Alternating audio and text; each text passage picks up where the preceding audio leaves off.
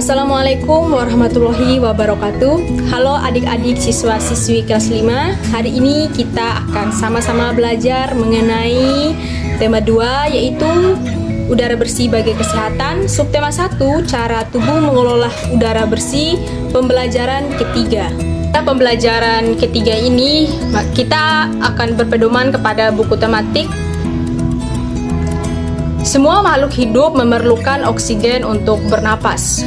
Oksigen tersedia melimpah jika lingkungan kita bersih dan banyak sekali tumbuhan hijau.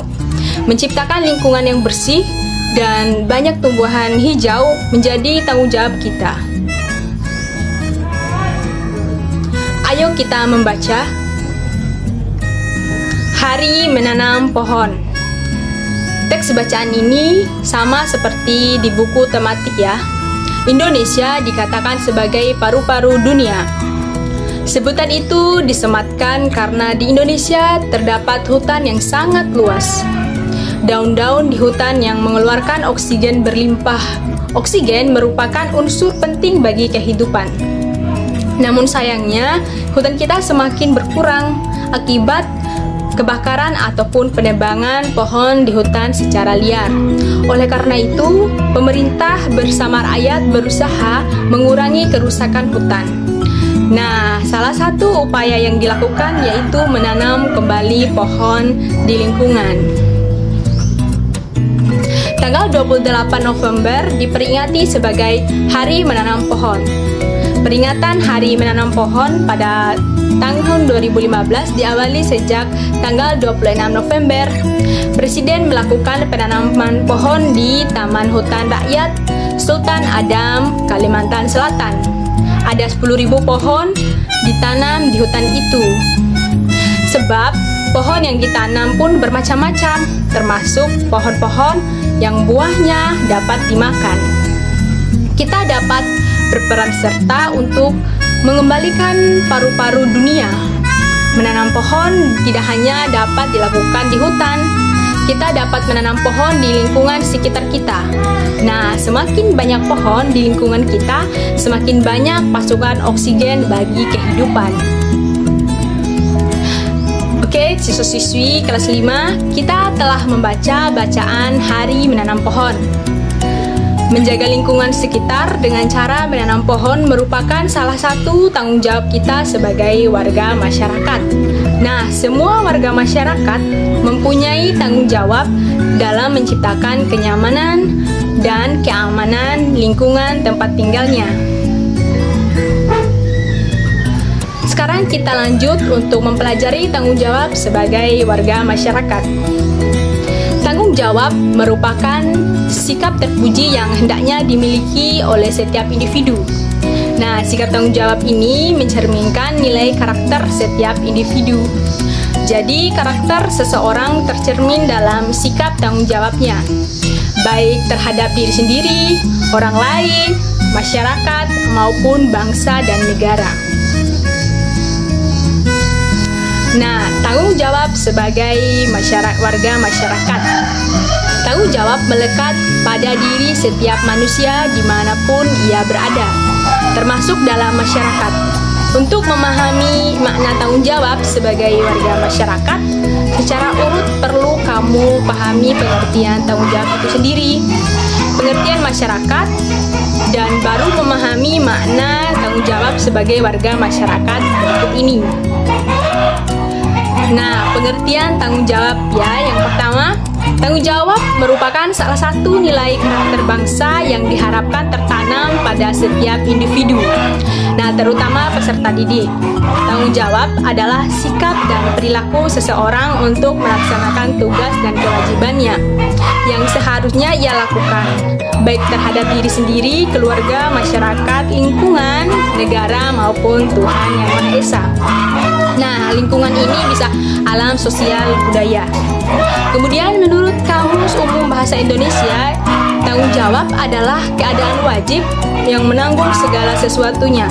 Nah, setiap individu mempunyai tanggung jawab karena tanggung jawab bersifat kodatif, yaitu menjadi bagian dari kehidupan manusia.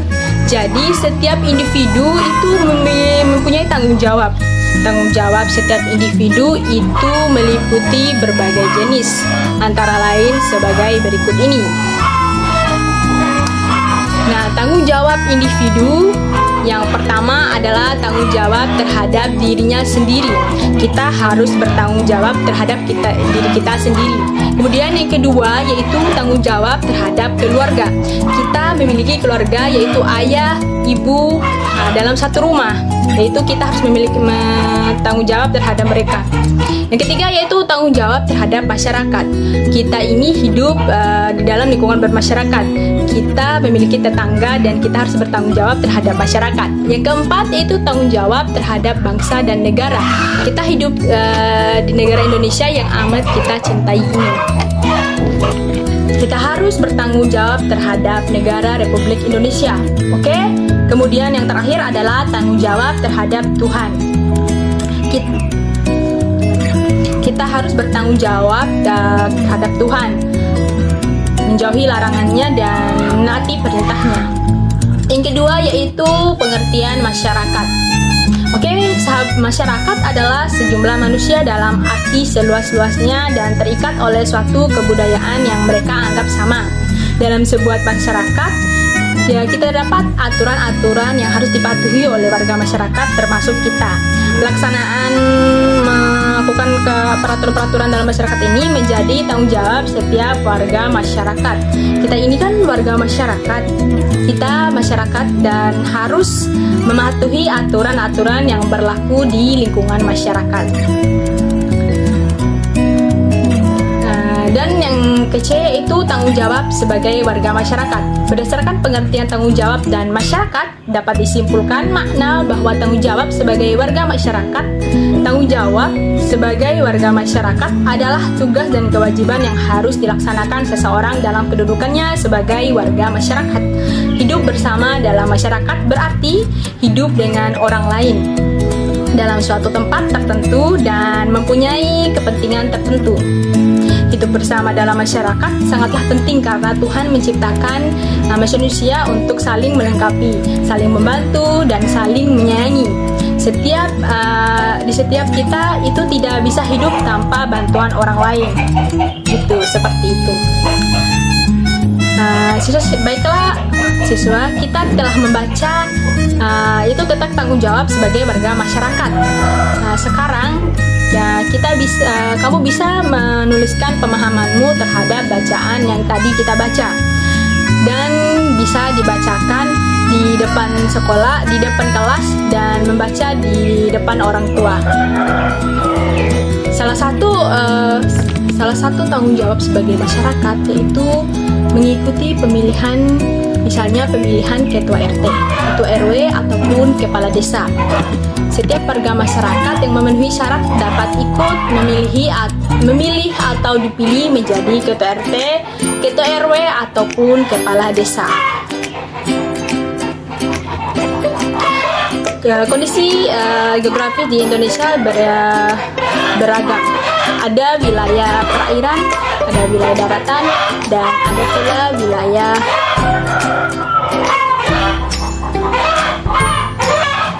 kondisi geografis Indonesia itu beragam.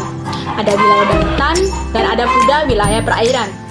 Kondisi geografis yang beragam menyebabkan beragam pula jenis kegiatan ekonomi masyarakat.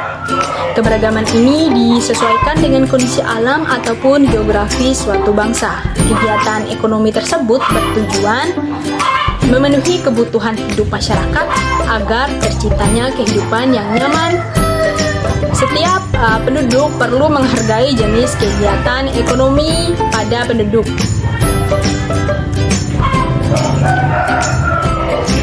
Nah, apa yang dimaksud dengan kegiatan ekonomi? Kegiatan ekonomi adalah semua kegiatan yang dilakukan manusia untuk memenuhi kebutuhan hidupnya. Sikap dicermati, kegiatan ekonomi dilakukan dengan memanfaatkan sumber daya alam. Sebagai negara kepulauan, Indonesia ini dikaruniai sumber daya alam yang melimpah. Nah, karunia ini sudah sepantasnya kita syukuri dengan memanfaatkan secara bijak. Jadi pemanfaatannya ini harus dengan baik, tidak boleh dihabis-habiskan. Jadi gitu.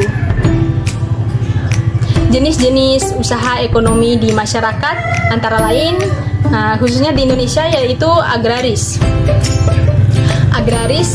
Indonesia dikenal sebagai negara agraris. Nah, sebutan ini disebabkan karena banyaknya penduduk Indonesia yang bermata pencarian sebagai petani.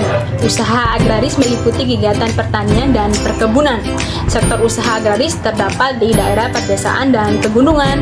Berbagai jenis tanaman tumbuh subur dan menghasilkan banyak bahan pangan. Hasil pertanian dan perkebunan antara lain ada padi, jagung, ubi, kedelai, sagu, umbi-umbian, sayur-sayuran, dan buah-buahan, dan lain-lainnya. Nah, kemudian kedua yaitu peternakan. Nah, peternakan adalah kegiatan usaha budidaya hewan yang diambil hasilnya. Jadi hasil peternakan terdiri atas ada daging, ada telur, ada kulitnya, dan ada bulunya. Jenis peternakan dapat dibedakan sebagai berikut. Ada yang pertama, ada peternakan hewan kecil, misalnya ada kelinci, kambing, domba, dan lain-lain. Yang kedua yaitu peternakan hewan besar, misalnya ada sapi, kerbau, dan kuda. Dan ada juga peternakan unggas, misalnya ayam, itik, burung, dan puyuh. Nah, begitu. Oke, kita lanjut saja. Nah, jadi yang ketiga yaitu ada perikanan. Nah, siswa-siswi kelas 5, ada mungkin siswa-siswi yang tinggal di pesisir. Jadi kita tahu ya, secara umum usaha perikanan dibedakan menjadi perikanan darat dan perikanan laut. Perikanan darat itu usaha memelihara dan menangkap ikan di perairan darat. Perikanan darat ini terdiri atas perikanan air tawar dan perikanan air payau. Perikanan air tawar dilakukan di sungai, danau, rawa, waduk, dan bendungan atau empang, sawah, dan kolam. Kemudian yang kedua yaitu perikanan air laut, yaitu usaha menangkap ikan di pantai atau laut. Nah, di Indonesia sendiri usaha penangkapan ikan sendiri dilakukan oleh nelayan tradisional. Nah, mungkin siswa-siswi ada yang tinggal di pesisir, ini bisa kita melihat contohnya. Kemudian yang keempat adalah jenis usaha di masyarakat, itu ada pertambangan. Dilihat dari kondisi geologisnya, wilayah Indonesia mengandung banyak sekali barang tambang. Nah, potensi barang tambang yang melimpah hendaknya dimanfaatkan bagi kemakmuran masyarakat. Barang tambang dapat dibedakan menjadi berikut ini. Antara lain, yang pertama yaitu barang tambang mineral logam. Misalnya emas, perak, tembaga, timah, bauxit, dan nikel. Yang kedua yaitu barang tambang non logam, misalnya belerang, gipsum, marmer, dan batu gamping. Yang ketiga barang tambang sumber energi, misalnya minyak bumi, gas alam. Oke, yang kelima yaitu kehutanan. Dahulu hutan di Indonesia seperti hamparan hijau yang dapat dilihat dari udara. Hutan Indonesia berperan sebagai paru-paru dunia. Hutan juga berfungsi sebagai tempat berkembangnya berbagai fauna.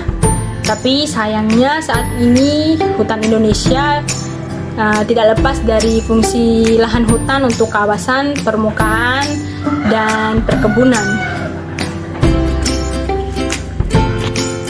Nah, apa akibat dari menyempitnya kawasan hutan di Indonesia? Kondisi ini dapat menyebabkan bencana banjir bandang ataupun tanah longsor. Untuk meminimalisasi terjadinya bencana, kawasan hutan hijau perlu dihijaukan kembali. Pembakaran liar harus dicegah agar hutan tidak semakin rusak. Oke, yang keenam adalah perdagangan. Usaha perdagangan adalah kegiatan membeli barang dagang dan menjualnya kembali kepada konsumen. Jadi kegiatan perdagangan muncul ketika kemampuan manusia atau suatu negara ini menyediakan barang kebutuhan, akhirnya terjadi saling ketergantungan dalam memenuhi barang kebutuhan. Melalui kegiatan perdagangan, pedagang akan memperoleh keuntungan dari selisih harga jual dan harga beli. Kegiatan perdagangan tidak hanya mencakup satu daerah ataupun satu negara, akan tetapi kegiatan perdagangan dapat dilakukan antar negara. Yang ketujuh yaitu perindustrian. Perindustrian adalah kegiatan mengubah bahan mentah menjadi barang setengah jadi ataupun barang jadi. Bahan mentah ini diperoleh dari melimpahnya sumber daya alam. Dalam usaha industri dapat dilakukan secara perorangan ataupun kelompok. Nah, usaha industri dapat dikelompokkan menjadi industri rumah tangga, industri sedang, dan industri besar. Contoh industri di Indonesia adalah industri makanan dan minuman. Banyak sekali ya contohnya untuk makanan dan minuman yang banyak kita lihat di televisi. Yang selanjutnya itu ada kosmetik, obat-obatan, dan lain-lain. Oke, siswa-siswi kelas 5 akhirnya selesai video pembelajaran kita.